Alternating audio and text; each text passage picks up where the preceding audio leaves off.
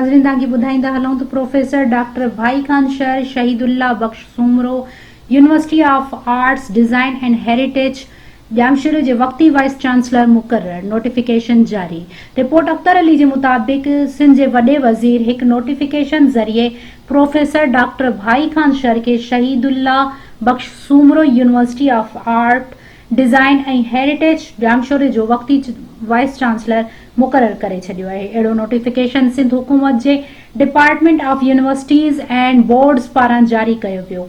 Doctor Bhai Khan शहर अगे of excellence in art and design Mehran university में डायरेक्टर तौर फर्ज निभाए रहो है, जडे त साॻे इदारे के कुछ वक्त अॻु यूनिवर्सिटी जो दर्जो ॾेई नालो Shaheedullah Baksh Soomro university of arts design and heritage Jamshoro रखियो वियो है। नोटिफिकेशन जारी थियण बाद डॉक्टर भाई खान शहर चयो त हू सिंध हुकूमत वडे वजीर सैयद मुराद अली शाह आला तालीम बाबत वडे वजीर जी सलाहकार Nisar Ahmed Khuhro department of universities and board समेत समूरन लागापियल खातन जो थोराइतो आहे, जिन मथस एतमाद करे खेस एतरी वडी जिम्मेवारी सौंपी। हिन चयो त आर्ट्स यूनिवर्सिटी जो क़याम सिंध जे माण्हुनि जे लाइ अनमोल तोहफ़ो आहे ऐं असां पंहिंजी मेहनत ऐं सचाई सां हिन इदारे जे मिसाली बणाए माण्हुनि जी उम्मीदुनि के पूरो लहंदासीं। डॉक्टर भाई खान शहर खैरपुर मीरस जिले जे ठरीमीरवा वारे इलाइके में मैंगो शरीफ में जन्म वरतो। खैरपुर मीरस में इंटरमीडिएट करण बाद हुन मेहरान यूनिवर्सिटी जे आर्किटेक्चर शोबे में दाखिला वरती ऐं उतां ग्रेजुएशन करण बाद 1988 में साॻे इदारे में शोबे में लेक्चरार बणियो।